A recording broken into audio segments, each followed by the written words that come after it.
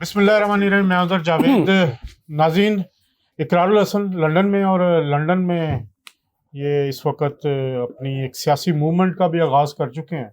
पहले भी इनसे बात की, अब दोबारा कुछ बात करेंगे। नए साल का आगाज़ भी हो गया, 2026 शुरू हो चुका है। जो कुछ 2025 में हुआ वो बात करेंगे, कुछ 2026 में क्या होने जा रहा है, कुछ ऐसी चीज़ें भी इनसे पूछने की कोशिश करेंगे जिन पे काफ़ी कंट्रोवर्सीज भी पहले आई हैं। इकरार साहब, सबसे पहले तो 2025 कैसा रहा? 2025 और उससे पहले गुजरे हुए जितने भी साल हैं ना, हमारे लिए सबसे बड़ा दुख, हमारे बहुत करीबी दोस्त, बहुत प्यारे अजीज़, हर एतबार से, ज़ाती तौर पर भी, प्रोफेशनली भी वो साथ खड़े हुए होते थे, राजा मतलूब साहब, उनकी जो नागहानी वफ़ात थी, वो बस 2025 की हर चीज़ पर वो गालिब है। और दुआ भी कीजिए, और जितने आपके देखने वाले हैं आपके तवस्सुत से, उनसे भी दरख्वास्त कि बस उनकी मग़फ़रत, उनके दर्जात की बुलंदी की दुआ करें। और उसके अलावा 2025 बदकिस्मती से अगर ज़ाती बात करें तो मैं अर्ज़ करता हूँ, लेकिन बतौर मजमूई पाकिस्तान के पर्सपेक्टिव से बहुत मायूस कुन साल। बहुत सारे फ्रंट्स के ऊपर हमने देखा कि कुछ चीज़ें, जिस तरह गैर पाक भारत जंग के हवाले से एक ऐसा खुशगवार वक्त पाकिस्तानी कौम ने बावजूद तमाम तर सियासी मुखासमतों के, ये तो बहुत बड़ी फतह भी है ना, 2025 में ही मिली हमें। जी में मैं वो कह रहा हूँ, तमाम तर जो सियासी मुखालफत थी, जो एतराज़ात थे, उन सब के बावजूद कम से कम इस एक नुक्ते पर सब ने इसको सेलिब्रेट भी किया और सब मुत्तफ़िक़ भी हुए। तो ये बड़ी एक हिस्टोरिक विन थी और इवेंट था, ज़ाहिर है। लेकिन उसके अलावा बतौर मजमूई मुझे ये लगता है कि बस कुछ सियासी चपकलिशों की वजह से कौम में मायूसी बहुत भर दी गई है। मैं बार बार ये कहता हूँ कि कौम के नौजवानों को ये एहसास दिला दिया गया कि आपके पास दो ही ऑप्शन है। या ऑप्शन ये कि बाहर निकलें, वट्टे मारें, सोटे खाएं, गंडासा उठाएं, गालियां दें, या घर में मायूस होकर बैठ जाएं और मुल्क छोड़ जाएं। मेरा ये ख्याल है कि तीसरा ऑप्शन भी पाकिस्तान के नौजवानों को दिया जा सकता है कि आप खुद आगे आइए, आप पाकिस्तान के मामलात को देखना शुरू करें, आप इक़्तिदार अपने हाथ में लें, आप क़यादत के फ़राइज़ निभाएं, आप आगे बढ़ें, आप मामलात को देखें। तो हमारे सियासतदानों ने, अनफॉर्चुनेटली जो डिक्टेटर्स मैं समझता हूँ सियासी तौर पर, उन्होंने दो ऑप्शंस छोड़े हैं पाकिस्तान के लोगों के पास। या डंडा सोटा करें, या रोते धोते हुए मायूस होकर घर बैठ जाएं। मुझे लगता है कि एक नया ऑप्शन पिछले साल के इख्तिताम पे हमने उसकी बहस का आगाज़ किया, और 2026 में मैं आपको यकीन दिलाता हूँ, अगर मेरी ज़िंदगी रही बशर्ते ज़िंदगी, मुझे यकीन है इंशाल्लाह सियासी तौर पर, शऊरी तौर पर पाकिस्तान में आप बिल्कुल सियासत के एक नए दौर का आगाज़ देखेंगे इंशाल्लाह। आपको एक बहुत बड़ी अपोजिशन का सामना तहरीक इंसाफ के सपोर्टर्स की तरफ से करना पड़ रहा है। जी। आपका लास्ट इवेंट 97% ठीक था, वहाँ पे था, आप मौजूद थे। 2 से 3%, दो खवातीन, हाँ वही, एक बहन थी मेरी, एक वालिदा, वो भी जाते हुए उससे पहले आपसे मिल रही थी, आपसे प्यार का इजहार भी कर रही थी। तो उनको क्या कहना चाहते हैं कि क्या आप इमरान खान के वाकई खिलाफ हैं? पता नहीं, देखें, असल में ना कुछ लोगों का धंधा और कारोबार चलता ही इस बात से है ना कि आप नेगेटिविटी फैलाएं, आप जो मनफी तरीन बात है उसको लेकर आएं और उसकी ज़्यादा तशहीर करें। मैं बार बार ये कहता हूं कि भाई, इमरान खान से अपनी मोहब्बत को जारी रखिए। एक रात में, एक इवेंट में, एक तकरीब में, एक इंटरव्यू में मैं ना ये करना चाहता हूं, ना मैं ये कर सकता हूं कि इमरान खान की मोहब्बत जिसके दिल में उसको निकाल सकूं। इमरान खान की 73 साल की एक स्ट्रगल है। आप और मैं उससे 10 बातों पे इख्तलाफ कर सकते हैं, 10 बातें ऐसी हैं जिनसे इंस्पिरेशन ली जा सकती है। शौकत खानम की मिसाल है, क्रिकेट का वर्ल्ड कप जीतना है पाकिस्तान के लिए, नमल यूनिवर्सिटी है। सियासत में भी बहुत सारी चीज़ें अच्छी और बहुत सारी चीज़ें ऐसी कि जिन पर आप और हम एतराज़ या इख्तलाफ कर सकते हैं। लेकिन ऐसा नहीं है कि एक आदमी ने 73 साल मुसलसल अपने गोल्स, अपने मकासद के लिए स्ट्रगल किए, वो आप या मैं आज उठ के कहें कि जनाब नहीं जनाब, हम तो 1 मिनट के अंदर लोगों के दिल से उसकी मोहब्बत और ना उसकी ज़रूरत है। यानी ऐसा हम क्या कर लेंगे इमरान खान की नफरत डाल के लोगों के दिलों में? इमरान खान से प्यार करते रहें जो प्यार करते हैं, इमरान खान से मोहब्बत करते रहें, लेकिन ये ज़रूर सोचें कि इमरान खान के अहद या उनके दौर के बाद इस कौम ने क्या करना है। मैं बार बार ये बात करता हूँ कि देखिए, इमरान खान साहब 73 बरस के हो गए, अल्लाह उनको 100 साल की ज़िंदगी दे, सेहत के साथ, तंदुरुस्ती के साथ वो जिएं। लेकिन ये सोचने की बात है कि अगले 5, 7, 10 साल में ये कौम क्या करेगी। इमरान खान साहब की रिटायरमेंट के बाद, या उनके अहद के खात्मे के बाद, या उनके मंजरनामे से हट जाने के बाद आपके पास क्या ऑप्शन है? आपके और मेरे बच्चे जरदारी खानदान और शरीफ खानदान की गुलामी करते रहेंगे, उनके पोते पोतियों की गुलामी आपके और मेरे पोते पोतियां करेंगे, या इमरान खान साहब کی جگہ ہم کسی ایک اور شخصیت کا بت بنائیں گے اور اگلے 40 سال ہم اس کو پوجنا شروع کریں گے. یا تیسرا آپشن یہ ہے کہ جس معاشرے میں اس وقت ہم موجود ہیں, برطانیہ, آپ مغرب کی مثال لے لیجئے, دنیا بھر میں جہاں جہاں جمہوریت اپنے ثمرات لوگوں تک پہنچا رہی ہے, وہاں کی سیاسی جماعتوں میں عوام مالک ہیں, وہاں کے لوگ مالک ہیں. ایک ایسی سیاسی جماعت بنا لیجئے کہ جو نہ کسی خاندان کی زر خرید ہو, جو نہ کسی ایک شخص کی ذاتی جاگیر ہو, جو لوگوں کی ملکیت ہو, لوگ اس میں انٹرنل ڈیموکریسی کے ذریعے اپنے فیصلے خود کریں, اپنے لیڈرز خود منتخب کریں مخصوص مدت کے لیے, اور پھر نئی لیڈرشپ منتخب ہو جائے جیسے ساری دنیا میں ہوتا ہے. بس ایسا پاکستان کے لوگ اللہ کرے کریں. اچھا, آپ نے نیگیٹیوٹی کی بات کی سوشل میڈیا پہ, تو کچھ الزام لگتا ہے کہ جو پرو تحریک انصاف کے سوشل میڈیا ایکٹیوسٹ ہیں, خاص طور پہ جو باہر بیٹھے ہیں, جی امریکہ اور برطانیہ, جن کے ساتھ آپ کی بھی اکثر کوئی نہ کوئی ہوتی رہتی ہے, ان کے کردار کو آپ کیسے دیکھتے ہیں کہ پی ٹی آئی کے بہت سارے لوگ انٹرنلی تو بات کرنا چاہتے ہیں حکومت سے اسٹیبلشمنٹ, لیکن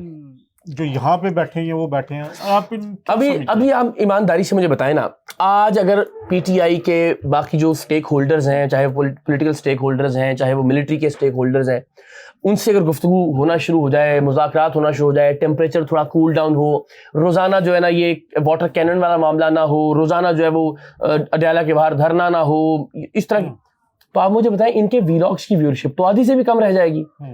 پرابلم بدقسمتی سے یہ ہے کہ تحریک انصاف ایک سوشل میڈیا اکانومی بن چکی ہے.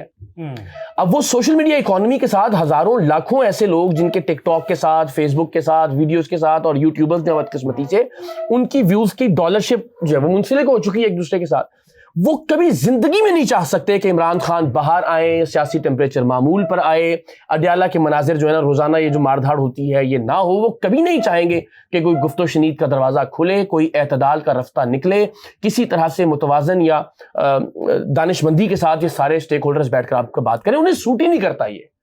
انہیں سوٹ یہ کرتا ہے کہ روزانہ وہ کہیں کہ اڈیالہ پر حملہ ہو جائے گا, خان صاحب کی بہنوں کو گھسیٹ لیا گیا, وچ از انفارچونیٹلی قابل مذمت ہے. اس سے بڑی بربریت اور گھٹیا پن کچھ نہیں ہے جو ہو رہا ہے.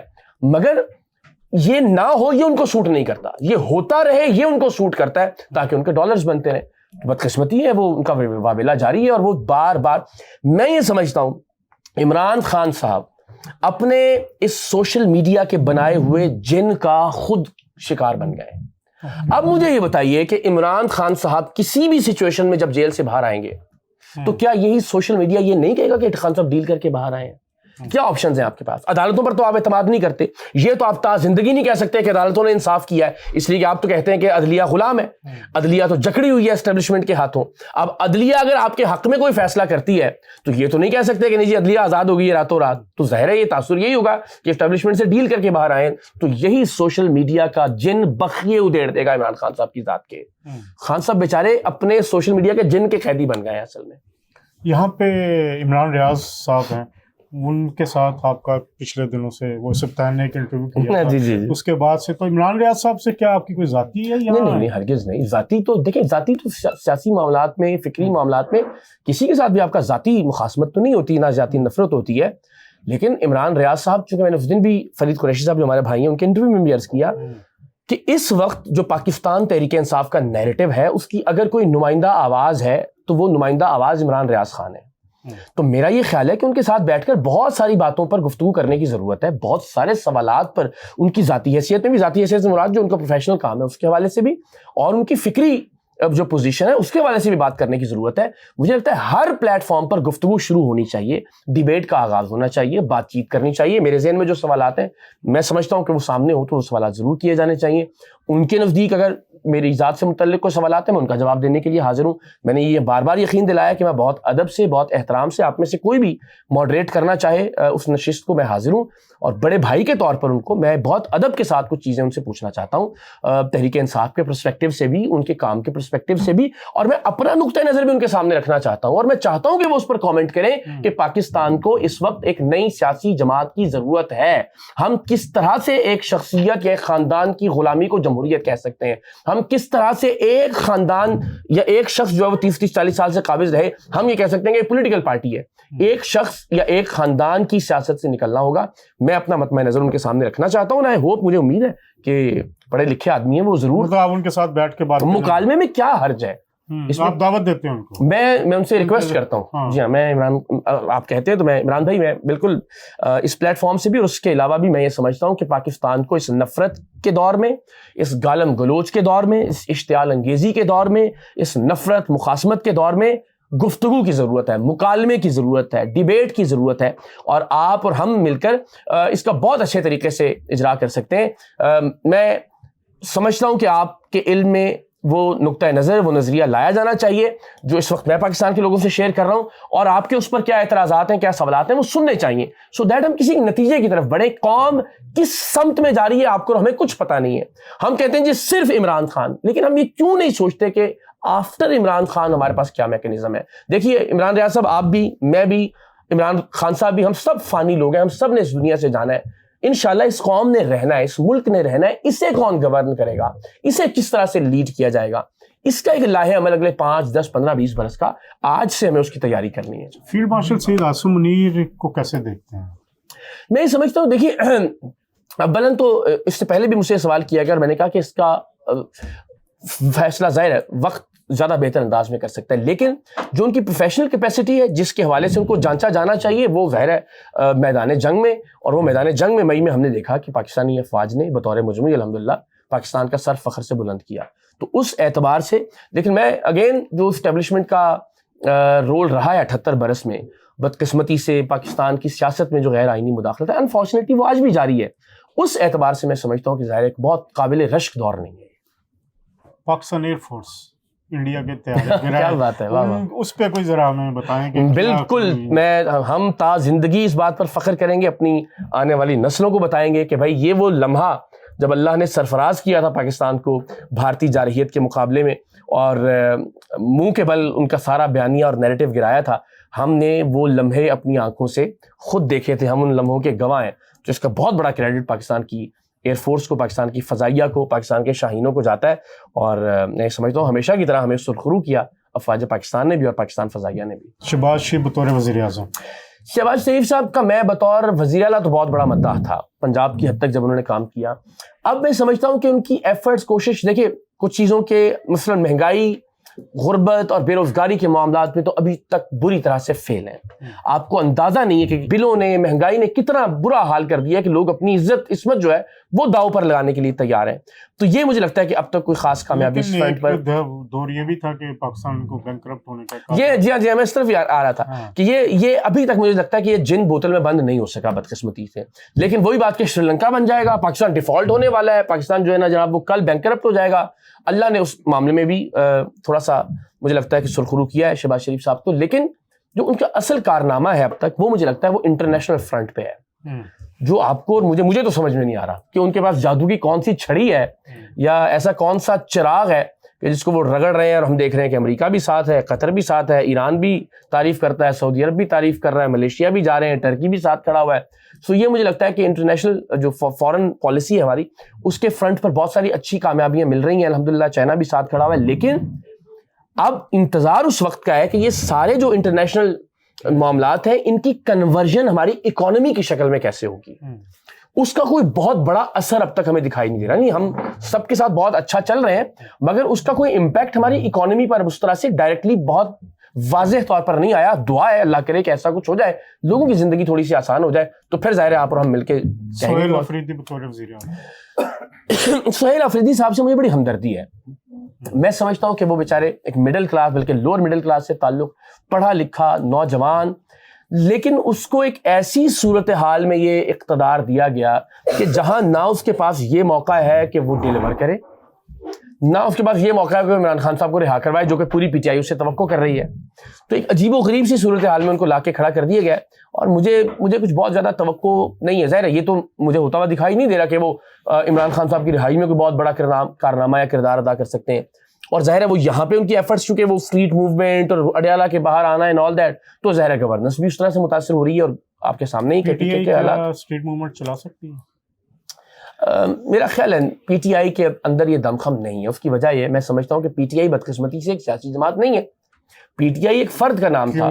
میں عرض کر دیتا ہوں, اتنا بڑا نیٹ ورک کا نہیں اظہر بھائی, وہ تو خود کہتے ہیں نا کہ اوپر عمران خان ہے, نیچے لوگ ہیں, بیچ میں کوئی بھی نہیں ہے. یہ تو پی ٹی آئی کا خود کا نیریٹو ہے نا, یہ تو میں نہیں کہہ رہا, وہ تو خود کہتے ہیں کہ جی خان ہے اور عوام میں بیچ میں کچھ بھی نہیں ہے. یہ کیوں نہیں ہے؟ اس لیے کہ وہ کبھی جماعت تھی ہی نہیں, وہ ایک ہجوم تھا, وہ ایک بھیڑ تھی, وہ ایک مجمع تھا جو ایک آدمی کے ارد گرد اکٹھا ہو گیا تھا. اب وہ آدمی جیل میں ہے تو وہ مجمع منتشر ہے.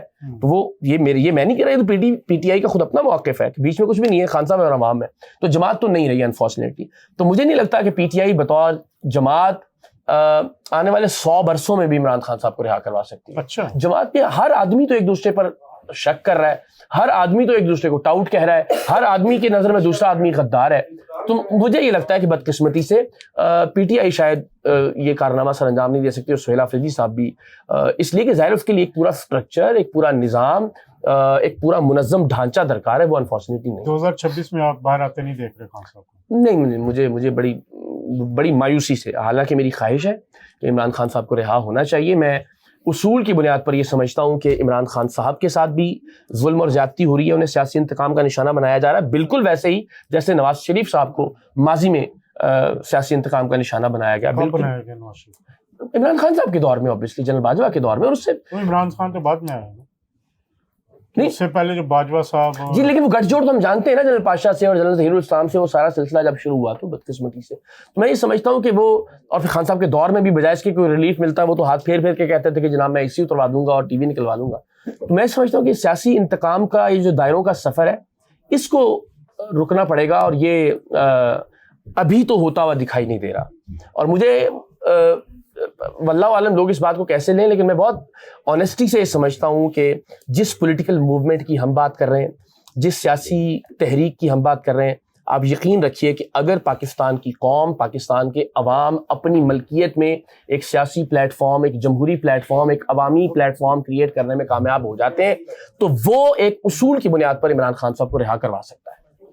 کل آپ نے لندن میں یہاں پہ دیکھا نیو ایئر کا جی ہاں, ایک شو لاہور میں بھی تھا. جی مریم نواز شریف کی جو کارکردگی, کرسمس بھی بڑی منائی. جی, تو کیا کہنا چاہیں گے مریم کو؟ میں بارہا یہ کہتا ہوں, دیکھیے مریم صاحبہ کو یہ کریڈٹ ضرور جاتا ہے کہ وہ جو پنجاب کی یا لاہور کی خدمت کرنے والی لیگیسی ہے نا, جو کہ ہر وزیر اعلیٰ نے, محسن نقوی نے بھی سوائے گلزار صاحب کے ہر وزیر اعلیٰ نے لاہور کو بہت اچھا سرو کیا ہے, اس لیگیسی کو انہوں نے کنٹینیو رکھا ہوا ہے, جس میں کوئی شک نہیں ہے. مثال کے طور پر میں ابھی پورے پاکستان کا سفر کرتا ہوں اپنی تحریک کے لیے, ہم مظفر گڑھ بھی جاتے ہیں, ہم علی پور, جتوئی اور ہر جگہ, وہاں صفائی ستھرائی کے حوالے سے ٹیمیں سڑکوں پر, گلیوں میں, محلوں میں ہمیں موجود دکھائی دیتی ہیں ہر جگہ کے اوپر. کچھ چیزیں تھوڑی سی کاسمیٹکس بھی ہیں, مثلا وہ بورڈ وغیرہ انہوں نے آج کل تبدیل کروائے ہیں, وہ پینافلیکس کے لگوا دیے ہیں, وہ مجھے لگتا ہے کہ اس طرح کی کاسمیٹکس یا عارضی چیزیں نہیں کی جانی چاہیے, لیکن بطور مجموعی ایفرٹ ہمیں دکھائی دے رہی ہے. اور میرا یہ خیال ہے کہ جو اچھا کام کرے اس کو اپریشیٹ کیا جانا چاہیے. اچھا, آخری تھوڑا سا آپ کا فیملی کے حوالے سے. جی ہاں, اب لندن آئے ہوئے پوری فیملی کے ساتھ. جی ہاں, کون کون آیا ہوا ہے؟ کیونکہ بہت سارے آپ کی بہت ڈسکس ہو رہا ہے. ہاں یہ بات ٹھیک ہے. میری 2 بیگمات ہیں جی ساتھ, اور پہلاج ہیں, صاحبزادے جو ہیں, قرۃ العین اور عروسہ, اور پہلاج اور میں. اچھا اقرار صاحب, آپ کو بہت سارے نوجوان آئیڈیلائز بھی کرتے ہیں کہ 3 شادیاں اور تینوں ساتھ, الحمدللہ. تو اس کی ذرا تھوڑی سی ہمیں بتائیے ترکیب کیا ہے. اچھا میں یہ عرض کروں, یہ کوئی مرد کی بہادری نہیں ہوتی کہ وہ کہے جی میں جناب تو انہیں نال رکھیا نے, ہمارے یہ بڑا وہ ہوتا ہے نا کہ جی میں بڑا جناب وہ. تو مجھے یہ لگتا ہے کہ یہ ایک تو یہ کہ ظاہر اللہ نے جن بھی حالات اور جن سچویشن میں بھی وہ فیصلے کروائے وہ الحمدللہ درست ثابت ہوئے. اور پھر سب سے اہم بات یہ کہ ان تینوں کے ساتھ رہنے میں اور جو فیملی کی ہم آہنگی ہے نا, اس میں میرا 0% رول نہیں ہوگا. اچھا, میں یہ سمجھتا ہوں کہ یہ سارے کا سارا کریڈٹ ان تینوں خواتین کا, خاص طور پہ جو قرۃ العین ہے ان کا, کہ وہ گھر کے اندر ایک ہم آہنگی. آپ یقین کیجئے یہ سب دوست احباب ایسے ہیں جو فیملی فرینڈس کی طرح ہے کہ میری زندگی میں, میری 3 شادیوں کی وجہ سے میری زندگی میں اور ان تینوں کی زندگی میں کوئی ایک پرابلم نہیں ہے کہ جس کو کہیں یہ ایشو یا یہ مسئلہ ہے ان شادیوں کی وجہ سے. اور اس کا سارے کا سارا کریڈٹ جو میں سمجھتا ہوں میری زندگی میں جو خواتین ہیں ان کا کریڈٹ ہے. آپ کیا دوسری شادی کے لیے پہلی بیوی صاحب نے اجازت لی؟ ہاں جی, ان کے علم میں تھا, بلکہ وہ فون پہ میرے ساتھ تھیں جب دوسرا نکاح. تیسری کی طرف؟ ہاں وہ بھی دونوں کے علم میں تھا پہلے جو خواتین تھیں. اچھا, اب اگر پاکستان میں دوسری شادی پہ بڑی مخالفت ہو, جی تو آپ اس کو کیا کہنا چاہیں گے, کیا اس حوالے سے ہونا چاہیے؟ اچھا, یہ نا میں خدا کو گواہ بنا کے, اور میری پورے جتنے میرے فیملی فرینڈز ہیں, میرے جو دوست احباب ہیں, وہ اس بات کے گواہ ہیں کہ الحمدللہ میری زندگی میں خوشیاں ہی خوشیاں ہیں, آسانیاں ہی آسانیاں ہیں الحمدللہ میرے ان فیصلوں کی وجہ سے. اور جتنی کوئی آئیڈیل تصور کر سکتا ہے زندگی الحمدللہ وہ ہے. لیکن اس کے باوجود میں ایک جنرل ریکمنڈیشن کبھی نہیں کرتا کہ ہاں جی 3 شادیاں یا 2 شادیاں کی جانی چاہیے. لیکن مثال تو سامنے میں وہی عرض کر دیتا ہوں نا. دیکھیے ہر ایک شخص کی زندگی کے حالات الگ, اس کا مزاج الگ, اس کی فائنینشیل کنڈیشن الگ. جو زندگی میں خواتین آ رہی ہیں ان کا اپنا رویہ, ان کا اپنا مزاج. تو میں ایک جنیرک اسٹیٹمنٹ دے دوں کہ جناب 3 شادیاں کی جانی چاہیے یا 2 شادیاں کی جانی چاہیے کہ ریکمینڈیڈ, تو میرا خیال ہے یہ بڑی ناانصافی اور زیادتی ہوگی. ہر گھر کے اپنے مائنڈ سیٹ ہوتے ہیں, ہر گھر کے اپنے پرابلمز ہیں, ہر گھر کے اپنے ایشوز ہیں. تو میں سمجھتا ہوں کہ ہمارے معاشرے میں بدقسمتی سے دوسری یا تیسری شادی بہرحال آج بھی ایک ٹیبو تو ہے. تو اس طرح سے اس کو جنرلائز کر کے کبھی بھی نہیں کہا جا سکتا کہ کی جانی چاہیے. میری زندگی میں ہر طرح سے ہر کوئی جانتا ہے کہ اللہ کی بہت مہربانی اور بہت عطا ہے الحمدللہ. لیکن میں سمجھتا ہوں کیونکہ یہ کرنے سے نا ہماری بہت ساری بہنیں اور بیٹیاں نا انسیکیور بھی ہو جاتی ہیں. اگر میں یہ کہوں گا نا کہ جی بالکل کرنی چاہیے اور کی جانی چاہیے, تو وہ بیچاری جو آلریڈی اپنے شوہر کی ادھر ادھر کی جو ٹامک ٹوئیاں ان سے پریشان ہوتی ہیں وہ اور گھبرا جاتی ہیں کہ لو جی ایک ٹیلی ویژن پر ایک آدمی بیٹھ کے کہہ رہا ہے کہ جی 2 شادیاں ہونی چاہیے. تو میں کبھی بھی ریکمینڈ نہیں کرتا, یہ کبھی بھی میں اس کو گلوریفائی نہیں کرتا. لیکن الحمدللہ میری زندگی میں اللہ کی ذات کا بہت احسان, بہت پروردگار کا کرم.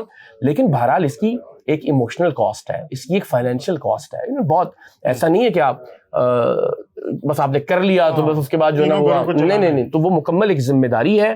یہ ہرگز لوگ کہتے ہیں لو جی عیاشی, ہرگز. یہ تو جتنی ذمہ داری اور اتنا بھاری بھر یہ احساس ذمہ داری ہے, تو یہ ہر کوئی نہیں. سب سے زیادہ خرچہ کون سی بیگم؟